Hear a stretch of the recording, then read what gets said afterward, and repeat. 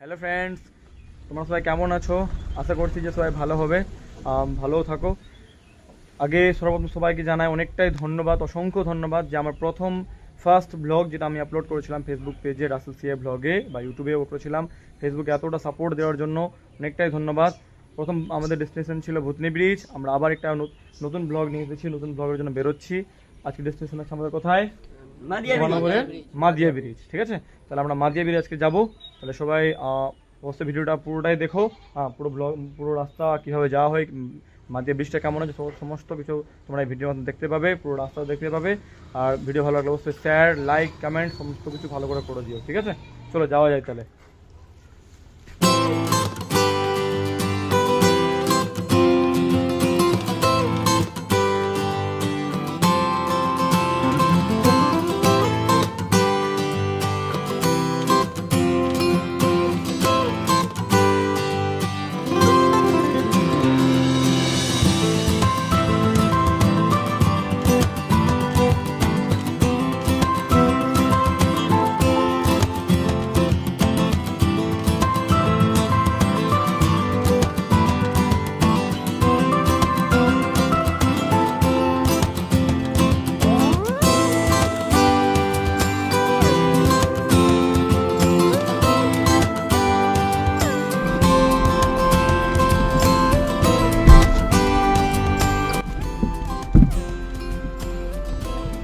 এবার আমরা বেরোবো, সবাই গাড়িতে উঠে গেছে, হয়ে গেছে তোমার তো যাওয়া যায়।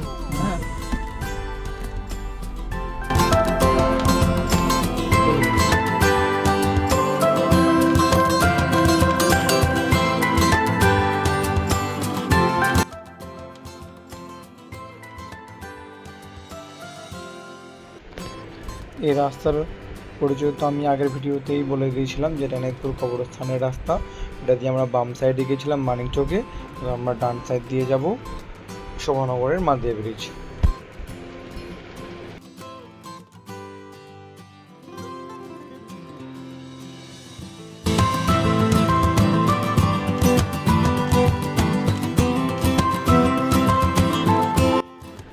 এবার আমরা এনায়তপুরের রাস্তা দিয়ে বেরোচ্ছি। এটা হচ্ছে এনায়তপুরের সামনেই পড়বে এনায়তপুর বাস স্ট্যান্ড, যেখানে বাস দাঁড়ায় এবং সমস্ত গাড়ি এনায়তপুর স্ট্যান্ডে দাঁড়ায় আর কি।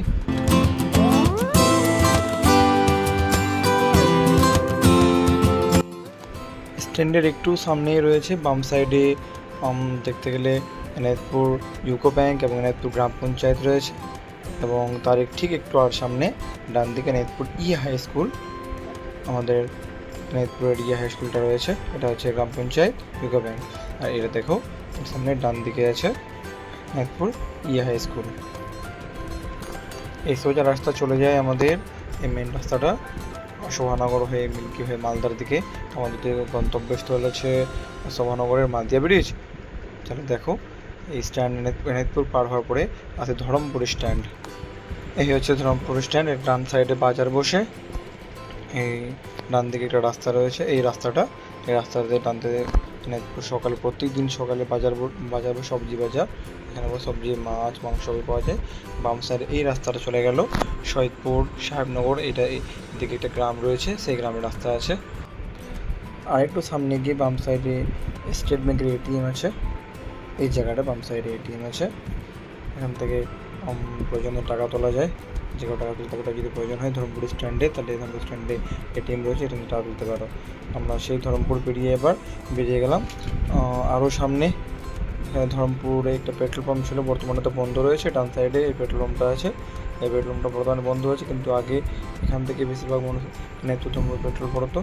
আস্তে আস্তে সেই পার হওয়ার পরে আমরা আগে চলে গেলাম, আস্তে আস্তে আমরা এসে গেলাম মোটামুটি চণ্ডীপুর ব্রিজ। এটা হচ্ছে চণ্ডীপুর ব্রিজ, এটা হচ্ছে ভাঙা ব্রিজ। আগে এটা দিয়ে ছিল মেন রাস্তা, আগে গাড়ি এটা দিয়ে চলতো হতো, কিন্তু কি বন্যার কারণে বহুদিন আগে এই ব্রিজটা ভেঙে যায়, তারপর নতুন রাস্তা তৈরি করা হয়েছিল। চণ্ডীপুর পেরিয়ে আমরা আস্তে ঢুকে পড়লাম শোভানগর স্ট্যান্ডের একটু পিছনে। সামনে শোভানগর স্ট্যান্ড, বাম দিকে রয়েছে আমাদের মাদিয়া ব্রিজের রাস্তা। বাম সাইডে টার্নিং নিচ্ছি, এই যে বাম সাইডে টার্নিং নেওয়া হয়ে গেল। এবার আমরা সোজা চলে যাব মাদিয়া ব্রিজে। এখান থেকে মোটামুটি 2 কিলোমিটার বা 1.5 কিলোমিটার মতো রয়েছে মাদিয়া ব্রিজ।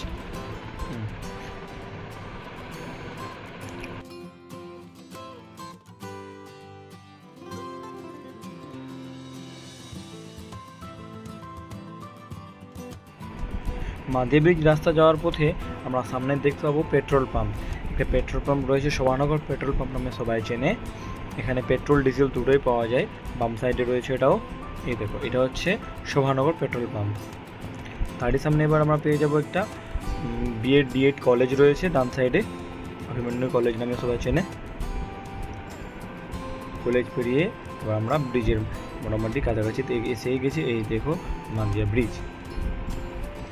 আমরা গাড়িটাকে একটু পিছনে রেখেছিলাম, কারণ কি যাতে ব্রিজের মধ্যে মাঝখানে গাড়ি রাখিনি, যাতে রাস্তাতে যাতায়াতের গাড়িদের সমস্যা হবে।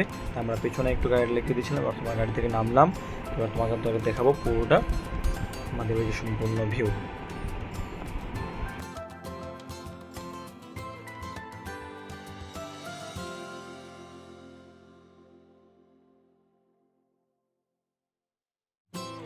শোভানগরের মাদিয়া ব্রিজে একটা কথা আছে কিন্তু কি, যে ভূতনি ব্রিজে যেরকম যে তুমি যদি ব্রিজের নিচের দিকে নামতে চাও, তাহলে তোমাকে সেই ব্রিজের লাস্ট মাথায় গিয়ে তারপরে একটা কাঁচা রাস্তা রয়েছে নামার জন্য। কিন্তু শোভানগরের মাদিয়া ব্রিজে রয়েছে বাম সাইডে দিয়ে সিঁড়ি বানানো হয়েছে।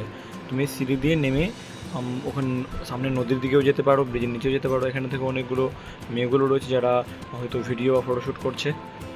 তারপর নিয়ে আরও তোমাদেরকে দেখাবো এবার যে বাম সাইডে বা বাম দিকেও সিঁড়ি রয়েছে, ডান দিকেও সিঁড়ি রয়েছে, দুদিকেই সিঁড়ি রয়েছে নিচের দিকে নামার জন্য। ব্রিজের নিচের দিকে যাওয়া যায়।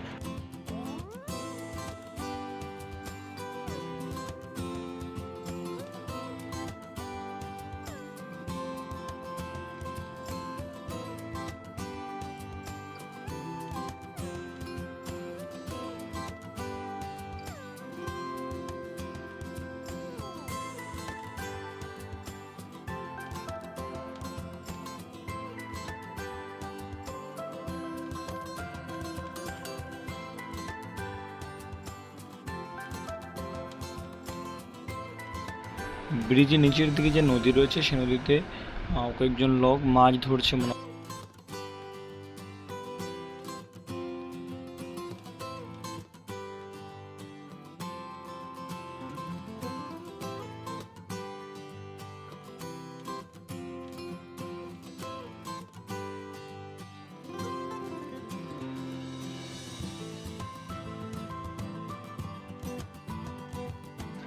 এটা রয়েছে ডান সাইডের ভিউ, এটা এমনি নিচে নামা যায়।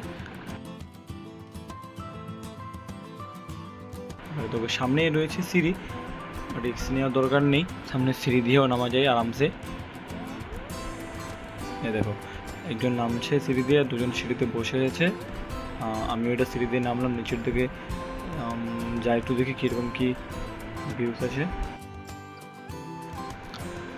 এই হচ্ছে ব্রিজের নিচেকার দৃশ্য। আজকের ব্লগটা আমরা এখানেই শেষ করছি। দেখা হবে আবার পরের ভিডিওতে।